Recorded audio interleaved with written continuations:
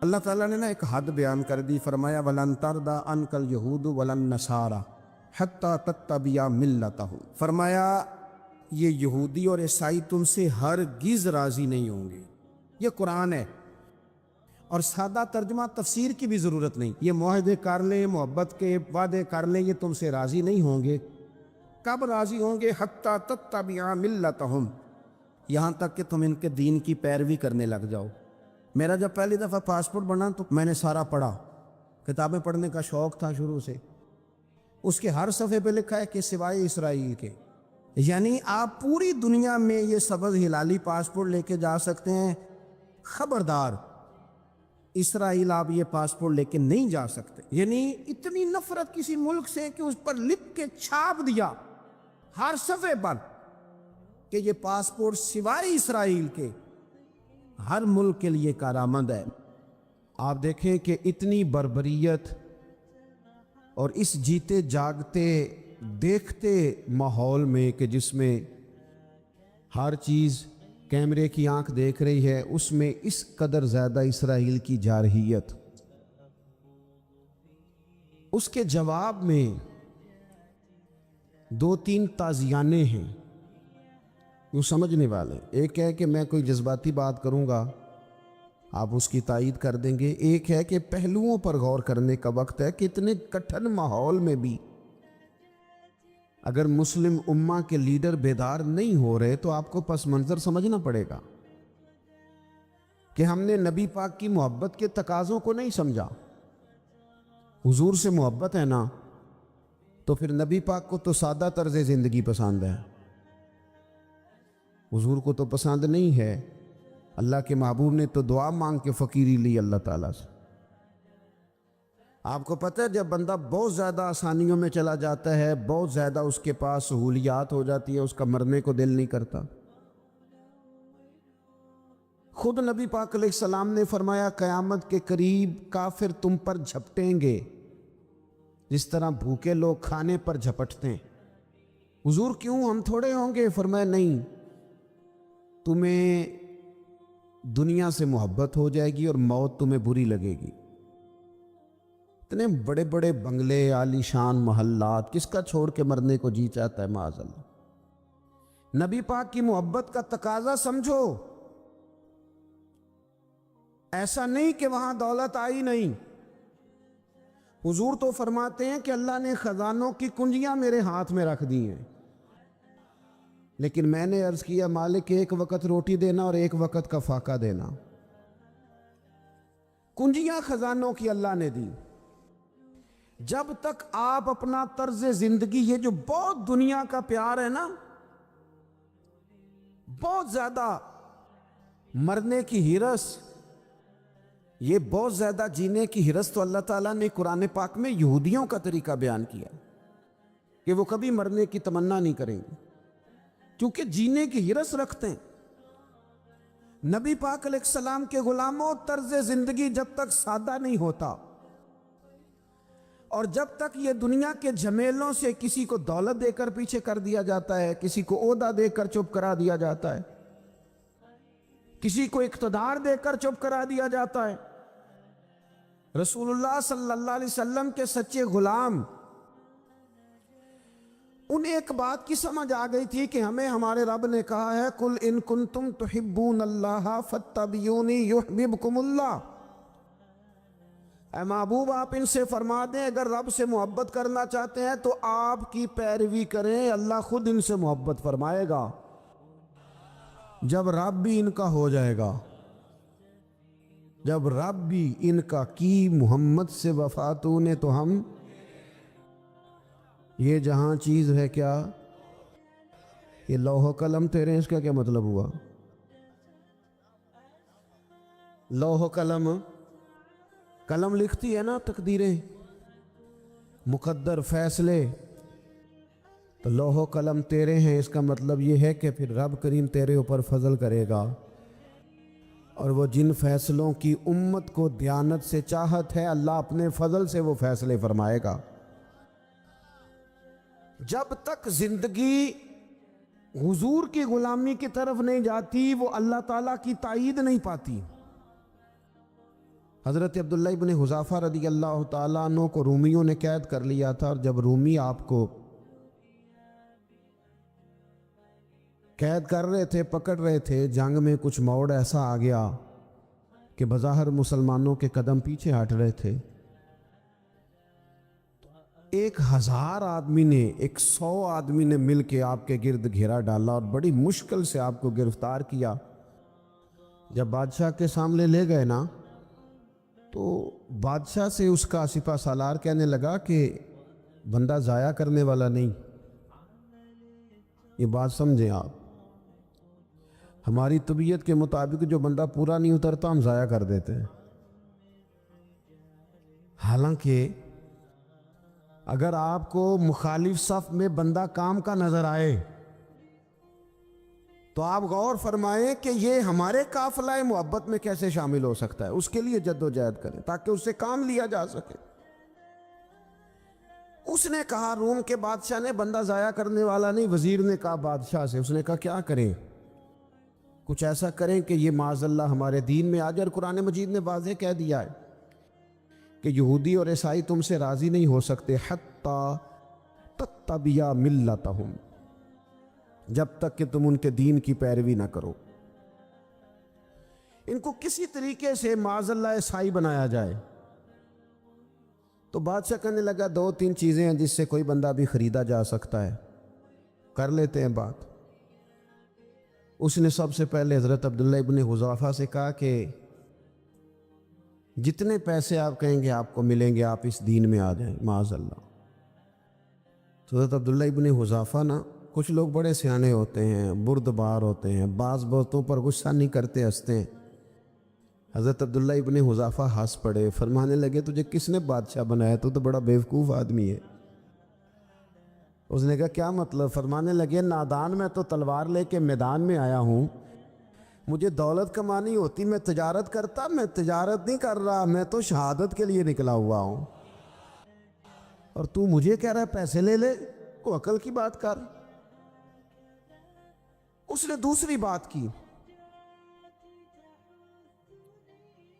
اس نے کہا کہ میں بادشاہ ہوں، میرے نیچے جتنے بھی عہدے ہیں، وزیر، مشیر، وزیر خزانہ، جو آپ عہدہ کہیں گے آپ کو دے دیا جائے گا، آپ اس طرف آ جائیں۔ تو حضرت عبداللہ ابن حذافہ کہنے لگے پھر کہتا ہوں تو بڑا نادان ہے۔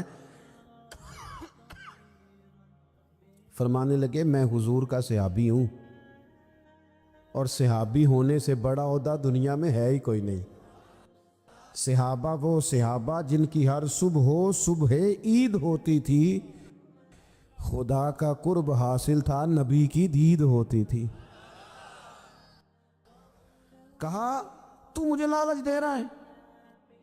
اب انہوں نے ایک نئی چال چلی۔ وزیر کہنے لگا کہ میں ایک اور طرح سے معاذ اللہ کوشش کرتا ہوں پگھلا دینے کی۔ آپ اندر کمرے میں قید تھے تو وہاں ایک خاتون کو بنا سوار کر بھیج دیے گا۔ دوستو یاد رکھنا، تگڑا اور مضبوط جوان پتہ کون ہوتا ہے؟ جس کی نظریں پوری طرح اس کے کنٹرول میں ہوں۔ یہ علامت جوانی ہے۔ جس آدمی کا پوری طرح، 2 لوگ دنیا میں کبھی کوئی کارنامہ سر انجام نہیں دے سکتے، ایک جو حرام کھاتا ہو، ایک جس کی نظر ناپاک ہو۔ محمد بن قاسم جب یہاں آئے تھے نا، تو ایک دن بڑے پریشان تھے، تو ایک بزرگ کہنے لگے آپ کیوں پریشان ہیں؟ کہنے لگے راجہ دہر سے مقابلہ ہے، اور ہماری فوج تو سندھ کے رستے بھی نہیں جانتی، زبان بھی نہیں جانتی، لڑیں گے کیسے؟ 2-4 دن کے بعد ان بزرگوں کی دوبارہ محمد بن قاسم سے ملاقات ہوئی تو بڑے خوش تھے۔ کہا آپ کیوں خوش ہیں؟ کہنے لگے وہ میرا مقابلہ نہیں کر سکتا، میں نے تحقیق کر لی ہے۔ کہا کیوں؟ کہنے لگے نظر کا گندہ ہے، اور جو نظر کے گندے ہوتے ہیں وہ میدانوں میں ٹھہرا نہیں کرتے۔ میدان کے لیے نکلنے کے لیے پاک جوانی کی ضرورت ہوتی، تطہیر مزاج ہونا ضروری ہوتا ہے، پاکیزہ افکار اور سچی اور سچی ستھری سوچوں کا ہونا ضروری ہوتا ہے۔ اس لیے فرمایا کہ میرا مقابلہ نہیں کر سکتا۔ حضرت عبداللہ ابن حذافہ کمرے میں تھے، تو وزیر کی بیٹی اندر سجی سنوری پہنچ گئی. جیسے ہی آپ نے اس کفر کی چال کو دیکھا تو تیمم کر کے نفل شروع کیے. وہ ساری رات بیٹھی رہی، رب کا بندہ ساری رات عبادت کرتا رہا. عبادت بڑا سہارا ہے، مصلی بڑا سہارا ہے اللہ کے بندوں. صبح دروازہ کھولا، وزیر نے اپنی بچی سے پوچھنا چاہتا تھا رزلٹ کیا نکلا، تو کہنے لگی پیچھے ہٹ جا، اب تیرا میرا تعلق کوئی نہیں، میں نے نبی پاک کا کلمہ پڑھ لیا. اس نے کہا میں نے بھی زمانہ دیکھا ہے، پر یہ کیا لوگ ہیں کستوری کے بنے ہوئے،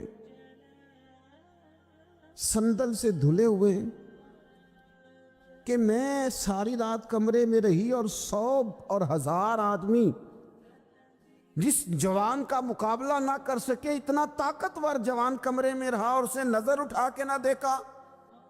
او کچا رنگ للاری والا جڑا چڑھدا تے لیندا رہندا ہے، اے عشق تیرے دا رنگ محمد چڑھیا پھر نہیں لیندا. سبحان اللہ. میں کہا ایک دفعہ نظر اٹھا کے نہیں دیکھا، کمال ہو گئی.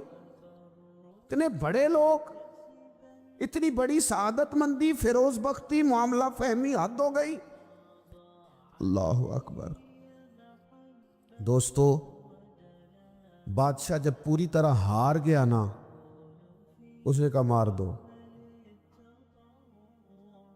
تیل گرم کیا ایک کڑاہی میں، اور جب آپ کو اس میں ڈالنے لگے تو آپ کی آنکھوں میں آنسو آ گئے. بادشاہ کا خیال ہوا شاید نرم ہو گئے ہیں. کہنے لگا روئے کیوں؟ فرمانے لگے سوچتا ہوں جان ہی ایک ہے، کتنا مزہ ہے اس کی راہ میں جان دینے کا، کتنی لذت ہے اس کے نام پر مرنے میں، کتنا لطف ہے جے تو چڑھیا اٹھے دار بھی نہیں، تے جے تو وکیا عشق بازار بھی نہیں، تے ایڈا سستا سودا پیار بھی نہیں، تے ایڈا سستا لبدا یار بھی نہیں. کئی جنگل گانے پیندے نہیں، کئی دوزخ لنگنے پیندے نہیں، جے وہ اس ملوں بھی مل جاوے، ایدوں سستا ہور بپار بھی نہیں. تے کچھ سمجھ نہ آوے لوکاں نوں وہ کادے نال شہید کرے، وٹھی یار دے ہتھ تلوار بھی نہیں، پر او دا خالی جاندا وار بھی نہیں. کہنے لگے ایک جان ہے نا، تو دل کرتا ہے ہزاروں ہوتی تو ایک ایک کر کے محبوب کے نام پہ قربان کرتا، جب میرے پاس ہے ہی ایک، کروں کیا؟ حضرت عبداللہ ابن حذافہ رضی اللہ تعالیٰ عنہ جب روئے اور بادشاہ نے یہ بات سنی تو بادشاہ اٹھ کے کھڑا ہو گیا، سارے وزیروں مشیروں کو کہنے لگا تم نے کہا تھا نا بندہ ضائع کرنے والا نہیں، یہ بھی ضائع کرنے والا نہیں. کہنے لگا میرا ماتھا چومو، تم جیسے لوگوں کو قتل نہیں کرنا چاہیے، آزاد کرنا چاہیے. عزیز، اپنی زندگی سے نا یہ بہت زیادہ ہرس، ہوس، طمع، اور یہ کسی بات کی بھی ہو، ہرس صرف پیسوں کی نہیں ہوتی ہے، شہرت کی بھی ہوتی ہے. یہ بیماری انسان کو اقتدار کی بھی ہوتی ہے، تعریف کی بھی بیماری ہوتی ہے. یہ سارے نقص ہوتے ہیں لوگوں کو، اور معاذ اللہ بعض جبوں کبوں کے اندر بھی ہوتے ہیں، وہاں بھی پنپتے. اپنی زندگی جب تک اس سادگی میں نہیں لاؤ گے جو رسول پاک نے عطا فرمائی ہے، جب لوگ آسانیوں میں پوری طرح الجھ گئے تو پھر وہ دور ہوئے اور کفر چڑھ گیا. دوسری بات، اللہ کے محبوب صلی اللہ تعالی علیہ وسلم کی محبت ہم سے تقاضا کرتی ہے کہ ہم اس مشن کے لیے کام کریں جس مشن کے لیے رسول پاک نے کام فرمایا ہے. ہم سارے کام بڑے مضبوطی سے، سوچ سمجھ کے، تدبر سے، حکمت سے، تقاضوں کو مد نظر رکھتے ہوئے کرتے ہیں. سارے کام. دین کے کام میں ہمارا مزاج نہیں ہوتا، او ہو جائے گا جی، آپ بسم اللہ پڑھیں جی، شروع کریں جی. آپ تقاضوں کو سمجھیں، چیزوں کو دبائیں نہیں، چیزوں پر غور کریں. کسی کے ذہن کی سطح پر سوال ابھرتا ہے، اس کا تسلی بخش جواب دیں. اپنی زندگی میں دین کے کام کے لیے اپنے آپ کو وقف کریں. اور دین کے کام کے بہت سارے پہلو ہیں.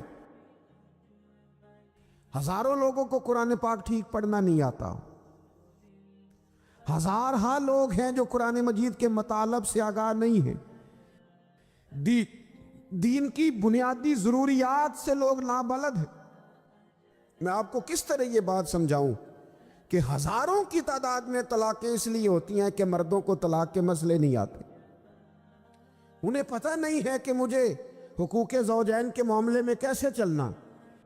ڈھیر سارے گھروں میں تباہی اس لیے ہے کہ تربیت اولاد کا دینی منہج ہمیں نہیں پتا۔ اپنا حصہ ملائیں دین کے کام میں۔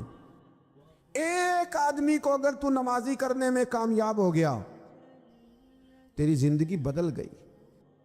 وہ دین بیزار لوگ جو ہمارے بیچ بیٹھ کے ہماری نوجوان نسل کو پگڑی اور داڑھی کا نام لے کے بنیادی طور پر دین سے دور کرتے، ایسے نوجوانوں کو دین کا پیغام محبت دے کر دین کے قریب کرنا ہماری ڈیوٹیوں کا حصہ ہے۔ ہمیں ذمہ داری کا احساس کرنا پڑے گا، ہمیں یہ خاص قدم اٹھانا پڑے گا، توجہ دینی پڑے گی۔ مساجد، مدارس، میں آپ سے عرض کروں، اتنی ڈٹ کے مخالفت ہوتی ہے نا مدرسوں کی، اتنی ڈٹ کے۔ میں ادارہ چلاتا ہوں، اس کے چلانے میں جو مشکلات ہیں وہ تو ہم بتا نہیں سکتے آپ کو، اس لیے کہ میری قوم، میرا اس قوم سے تعلق ہے جو نعت خواں امیر کرنا چاہتی ہے، مدرسے نہیں۔ نقیب خطیب پیدا کرنا چاہتی ہے، شعر و شاعری کی زندگی کو پروان چڑھانا چاہتی ہے۔ فقط ہمارا ان لوگوں سے تعلق ہے جو لاکھوں کروڑوں روپیہ محافل پہ لگائیں گے، اور قاری صاحب بیچارے اگر مسجد کا کوئی ہونے والا کام کسی وقت بتا دیں گے تو وہ بڑی مشکل آ جائے گی ان کے لیے۔ یہ کیسے ہو سکتا ہے، آپ نے یہ ڈیوٹی بتا دی۔ مدارس، اور جتنا اہم رول دین کو پھیلانے میں مدارس اسلامیہ کا ہے، اتنی زبردست۔ لوگوں کا خیال ہوتا ہے میری طرح کے لوگ شاید کام کرتے ہیں، ڈیوٹی کرتے ہیں۔ یہ 10-15 لوگ آپ کو نظر آتے ہیں جو آپ کو کہیں میڈیا پر یا ادھر ادھر ڈیوٹی کرتے، مخلص لوگ اپنی جگہ پہ، وہ بھی بڑا ہی کام کر رہے ہیں، جو میڈیا پہ آ کے بھی اخلاص سے اور درد دل سے کو دین کی، ان کی بھی کسی بات کی حوصلہ شکنی نہیں۔ لیکن ہزارہا اساتذہ جو مدارس میں بیٹھ کے پڑھاتے ہیں، انہوں نے وہ سارے لوگ تیار، آپ سمجھ نہیں سکتے کتنا بڑا کام۔ حفظ کا استاد جو ہوتا ہے نا، اس کی ڈیوٹی 24 گھنٹے ہوتی ہے، فجر سے پہلے، اور اس نے بچوں کو اٹھانا ہے۔ تنخواہ تو ہم انہیں دینا نہیں نہ چاہتے جی، تنخواہ نہیں دی دی انہوں نے، ہم بھی مولوی امیر نہ ہو جانا۔ مولوی نو تے سوٹ بھی 27ویں والی رات دے ہی تاکہ کدھر سوان کے عید والے دن پا نہ لوے، کیونکہ 27ویں تو بعد تے درزی پھڑتا ہی کوئی نہیں، کیوں حضرت؟ ایسا ہی ہے نا، اس وقت تو نہیں نہ لیتا۔ تو ہم چاہتے ہیں مولوی ہماری مرضی کے ہماری طرح کا سوٹ نہ پہن لے۔ مدارس کی مضبوطی آپ یہ دیکھ لیں، یہ صلاح الدین ایوبی کا تعلق بھلا کس چیز سے تھا؟ غوث اعظم کے مدرسے سے۔ حضور غوث اعظم کے مریدوں کی جماعت اس کے ساتھ شامل تھی۔ کون لوگ تھے جنہوں نے مدارس سے فیض پایا؟ رازی اور غزالی، حضور غوث اعظم، خواجہ اجمیر، یہ سب لوگ مدارس کے لوگ ہیں۔ کمزوریاں ہیں، غلطیاں ہیں، بہت ساری چیزوں کی اصلاح کی ضرورت ہے، لیکن یہ دین کا بہت بڑا قلعہ ہوتا ہے مدرسہ، لیکن اس کی مخالفت کی جاتی ہے۔ مجھے بتائیے، اگر مدرسوں میں کمزوریاں ہیں تو کالجوں یونیورسٹیوں میں نہیں ہیں؟ ہم نے کبھی مخالفت کی ہے بند کر دو سارے؟ لیکن لوگوں کا جب خیال آتا ہے، جب ہمارے ایک سابقہ وزیر صاحب تھے، سر راہ کسی دعوت میں میری ان سے ملاقات ہو گئی، تو انہوں نے کہا مدرسوں کا کردار کیا ہے آج کے ماحول میں؟ میں نے انہیں کہا کہ مختلف کورسز آپ کراتے ہیں نا، تو اس کے لیے پھر مختلف ویکینسیز ہوتی ہیں، جہاں بچوں کو مدرسے کا کورس کرایا جاتا ہے تو استاد بننا ہوتا ہے، اس نے خطیب بننا ہوتا ہے، مسجد کی ڈیوٹی کرنی ہوتی ہے۔ میں نے کہا بالکل کوئی حکومت سرپرستی نہیں کرتی، لیکن اللہ کا فضل ہے۔ کبھی آپ نے حکومت سے سنی ہے جس میں جمعے والے دن مولوی نہ ملا ہو جمعہ پڑھانے کے لیے؟ کبھی آپ کو رمضان میں ایسی مسجد ملی ہے جس میں قرآن مجید سنانے کے لیے حافظ نہ ملا ہو. یہ ہو سکتا ہے کسی حافظ کو مسجد نہ ملے. تو مدارس کے ذمے جو کام تھا مدارس نے جم کے کیا ہے اور ڈٹ کے کیا اللہ کے فضل سے. اور مدارس کے لوگوں کو بھی کمزور نہیں پڑنا چاہیے. کبھی کسی وزیر مشیر مالدار کے روب میں نہیں آنا چاہیے, قطعاً نہیں. کیوں؟ کہ یہ وہ عظیم لوگ ہیں رسول اللہ صلی اللہ علیہ وسلم کے دین کے غلام, کہ ابھی ایک لفظ نہیں پڑا ہوتا الف با تا سا, پہلے دن گھر سے نکلتے ہیں تو حضور فرماتے ہیں اللہ کے فرشتے ان کے پیروں کے نیچے پر بچھا بھی دیتے ہیں. پہلے دن اتنا بڑا اعزاز ملتا ہے. تو حضور کی محبت کا تقاضا ہے دین کا کوئی کام کیا جائے. ایک خاتون مسجد نبوی شریف میں جھاڑو دیتی تھی, پر کوئی کام تو کرتی تھی نا. اور کس مسجد میں؟ جہاں 70,000 فرشتے صبح آتے ہیں 70 شام آتے ہیں. اس مسجد میں وہ خاتون جھاڑو دیتی تھی. بخاری ہے. جب ان کا انتقال ہو گیا صحابہ نے سوچا کہ حضور کو تکلیف ہوگی, بغیر بتائے جنازہ پڑھ دیا. حضور صبح تشریف لائے, تازی قبر دیکھی, اور محبوب وہ ہیں جو فرش پہ کھڑے ہو کے عرش کی خبریں دیتے ہیں. نبی پاک علیہ الصلوۃ والسلام نے فرمایا کہ مجھے اطلاع کیوں نہیں دی اس کے انتقال کی؟ یہ کرم دیکھو, کوئی ڈیوٹی تو کرتی تھی نا یار, پر خلوص سے, پر پیار سے, پر اللہ کو راضی کرنے کے لیے, پر درد دل سے. اور دین کی ڈیوٹیاں کرنے والے دوستو سنو, حضور صبح آئے, قبر کو دیکھ کر فرمایا مجھے کیوں نہیں بتایا؟ یا رسول اللہ آپ کو تکلیف دینا مناسب نہ جانا. تو قبر پہ کھڑے ہو کے حضور نے فرمایا صف بناؤ میں دوبارہ جنازہ پڑھاؤں گا. صف بناؤ میں دوبارہ جنازہ پڑھاؤں گا. کوئی ڈیوٹی تو. تیسرا تقاضا حضور کی محبت کا, سمجھو میں بس بڑی جلدی بات سمیٹنے لگا ہوں. حضور کی امت سے پیار کرو, یہ نبی پاک کی محبت کا تقاضا ہے. حضور اس بندے سے بڑے راضی ہوتے ہیں جو حضور کی امت سے پیار کرتا ہے. آپ کو پتہ ہے حضرت جبریل امین علیہ السلام نے معراج کی رات حضور علیہ الصلوۃ والسلام سے عرض کی تھی کہ اللہ کی بارگاہ میں عرض کیجئے گا میری بھی ڈیوٹی لگ جائے آپ کی امت کے ساتھ محبت کرنے پر. تو یہ کیوں کہا تھا انہوں نے؟ علماء نے لکھا اس لیے کہا تھا کہ حضرت جبریل بھی جانتے ہیں کہ حضور کی امت سے محبت کی بات کی جائے نا تو نبی پاک راضی ہوتے ہیں. امت سے پیار کرو گے نا, امت سے. ایک صرف بات کا خیال رکھنا, عقیدہ برا ہو تو بات دوسری ہے, ورنہ میرے محبوب کی امت کا ایک ایک شخص جو مدینے والے کا کلمہ پڑھتا ہے, جو حضور کا غلام ہے, اس کے بارے میں اپنے دل میں گنجائش رکھنا, پیار رکھنا, وارفتگی رکھنا. او دوستو یہاں لوگ کس کس طرح گروہوں کو, جماعتوں کو سپورٹ کرتے ہیں. نبی پاک نے اس امت کی کثرت پر فخر بیان کیا اور حضور فرمانے لگے 120 صفیں جنتیوں کی ہوں گی, قیامت میں 80 صفیں صرف میری امت کی ہوں گی. میں کثرت امت پر فخر کروں گا. ان لوگوں سے پیار کرنا ہے, ان کے دکھ درد کو سمجھنا ہے. پتہ ہے آج کیا ہوتا ہے؟ آج ہمیں نا مختلف چھوٹے چھوٹے ملکوں میں بانٹ دیا گیا, تو ہم کسی دوسرے مسلمان بھائی کا درد نہیں محسوس کرتے. ہم گھروں میں نہیں محسوس کرتے. پڑوسی پر ظلم ہو رہا ہو تو ہم کہنے پتر ساڈا نہیں مسئلہ, یہ مسئلہ ہے, تینوں کی لگے. حالانکہ پڑوسی کی آگ اس لیے بھی کسی وقت بجھا دینی چاہیے کہ پڑوسی کی نہ بجھائی جائے تو اپنا گھر بھی زاد میں آ جاتا. آج امت مسلمہ سے ہمیں بس لگا دیا گیا اپنے حصے کی روٹی کماؤ, اپنے حصے کی کوٹھی بناؤ, اپنے حصے کی گاڑی خریدو, اپنے حصے کا کام کرو. امت کا درد, امت کی بات, وحدت امت کا تصور, امت کا دوبارہ سے وہ شان ارسل رسولہ بالہدی ودین الحق لیظہرہ علی الدین کلہ, وہ تصور کب ہوگا؟ اس وقت ہوگا جب ہم بات امت کی کریں گے. نبی پاک علیہ السلام نے فرمایا مسلمان کی مثال ایک جسم کی طرح ہے. جسم کے ایک حصے کو تکلیف ہو تو سارا آزمائش میں آ جاتا ہے. مجھے بتاؤ یہ انگلی درد کرتی ہو، یہ انگلی جسم کا حصہ ہے نا،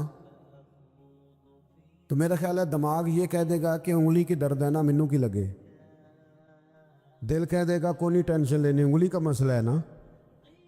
ایسا نہیں ہوتا، بلکہ جب انگلی میں درد ہوتی ہے تو دماغ منصوبہ بندی کرتا ہے کہ اس کا علاج کیسے ہو سکتا ہے. دل پریشان ہوتا ہے، پیر چل کے جاتے، ہاتھ وہ دوائی وصول کرتے، دانت اسے چبا کر، حلق اسے نگل کر، معدہ اسے ذخیرہ کر کے جسم میں پھیلاتا ہے، پھر جا کے انگلی شفا پذیر ہوتی ہے. ایک حصے کو درد ہو تو سارا حصہ کام پہ لگ جاتا ہے. اسرائیل اگر تکلیف دے رہا ہے فلسطینیوں کو تو ہونا چاہیے تھا نا بعض مسلمان حکمرانوں کو نیند نہ آتی، وہ درد دل محسوس کرتے. ہونا چاہیے تھا نا کہ بعض لوگ یہاں ہم کیا کرتے ہیں بھلا بیٹھ کے، اب تو مجھے بعض چیزوں سے کوفت بھی ہونے لگا. ہم دیتے ہیں بیان، مذمت. آپ کے بیان دینے سے کیا ہوگا؟ فلانے نے بھی بیان دے دیا، فلانے نے بھی کلپ دے دیا. یہ کیا کر رہے ہیں؟ یہ تو آپ زندہ رہنا چاہتے ہیں. وہ جس طرح آج کل ہمارے ہاں بہت ساری چونکہ جماعتیں ہیں تو کشمیر ڈے آتا ہے نا تو مل کے ریلی نہیں نکالی جا سکتی، سوال نہیں پیدا ہوتا، کیونکہ ہمیں جماعتوں کو زندہ رکھنا ہے. اس جماعت کی خبر الگ لگنی چاہیے، اس جماعت کی خبر الگ. تو ایسے کوئی انقلاب آئے گا؟ یاد رکھنا امت کو پوری کو ایک طاقتور آواز بننا پڑے گا. ہمیں تھوڑا تھوڑا اوپر اٹھ کے سوچنا پڑے گا. خدایا اللہ تعالیٰ مجھے معاف کرے اگر کوئی بات میں سطحی کر رہا ہوں، دل کی گہرائی سے عرض کرتا ہوں اب تو بڑا سخت وقت آ گیا. اب چونکہ اب تو کیمرے کی آنکھ آئی ہے تو وہ زخمی بچے دیکھے نہیں جاتے، وہ تڑپتی مائیں دیکھی نہیں جاتی، وہ سسکتی اور آواز دیتی بیٹیاں سنی نہیں جاتی. وہ آوازیں ایسی ہیں جیسے وہ رات کے سناٹوں میں چیخیں بن کے لوگوں کو جگایا کریں گی. خدا را کچھ جرم ایسے ہوتے ہیں جن کی سزائیں بڑی سخت ہوتی ہیں، جن کی معافی بڑی مشکل سے ہوتی. اپنے اندر جذبہ ایمانی پیدا کرے. اور میرے دوستو بستر پر بھی تو لوگ ماری جایا کرتے ہیں نا. اپنی زندگی رسول اللہ صلی اللہ علیہ وسلم کے دین کے نام کرو. جذبہ جہاد، شوق شہادت اور عشق رسول، یہ عناصر ہیں جو امت مسلمہ کو پیروں پر کھڑا کریں گے. 2 منٹ کے لیے سوچو، امت اگر اسی طرح کٹتی رہی، پریشان رہی، دکھتی رہی اور باری باری کر کے، اقبال نے کیا کہا تھا؟ اس نے کہا تھا وطنوں میں، انہوں نے کہا تھا کہ ان تازہ خداؤں میں بڑا سب سے وطن ہے، جو پیرہن اس کا ہے وہ مذہب کا کفن ہے. تو اقبال ہم کیا کریں؟ کہنے لگے بازو تیرا توحید کی قوت سے قوی ہے، اسلام تیرا دیس ہے، کیونکہ تو مصطفی ہے. تو بحیثیت مسلمان سوچنا شروع کر، بحیثیت مسلمان. اور یوں تو سید بھی ہو، مرزا بھی ہو، افغان بھی ہو، تم سبھی کچھ ہو، بتاؤ کہ مسلمان بھی ہو. تمہارے اندر کہیں سے کوئی مومن بھی بولتا ہے کہ نہیں؟ علاقائی تعصبات اور ملکی سرحدوں میں قید ہو جانے والوں، تم ایک نبی کی امت ہو. کیوں نہیں سمجھتے؟ جب کشمیر کی بیٹی روتی ہے تو مدینے والے محبوب پاک علیہ السلام کی امت کی بیٹی روتی. جب فلسطین کی بیٹی روتی ہے تو امت کی بیٹیاں روتی. خدا را کچھ درد دل اپنی طبیعت میں پیدا کریں. میں حکمرانوں کی بات نہیں کرتا، میں تو عام لوگوں سے ایسے تبصرے سنتا ہوں جو نہیں کرنے چاہیے. وہ نہیں جی نہیں. دوسرا رخ بھی دیکھو، عام آدمی اٹھ کے، عام لوگ بھی یہ خطرناک سوچیں اور ان سے خوفناک نتائج برآمد ہوں گے. تو 3 باتیں میں نے آپ کی خدمت میں عرض کی ہیں. ایک تو کوشش کریں اپنی زندگی کے اندر کہ زندگی کو سادہ کریں. پیسہ ضرور کمائیں لیکن پیسے سے پیار نہ کرو. پیار تو مدینے والے رسول سے کرنا. دولت، ہرس، ہوس، طمع، ان سے باہر آؤ. اور دوسری گزارش آپ کی خدمت میں یہ عرض کی ہے، کچھ نہ کچھ دین کا کام، اور اس میں بھی شہرتوں سے بچتے ہوئے، تصویروں سے بچتے ہوئے.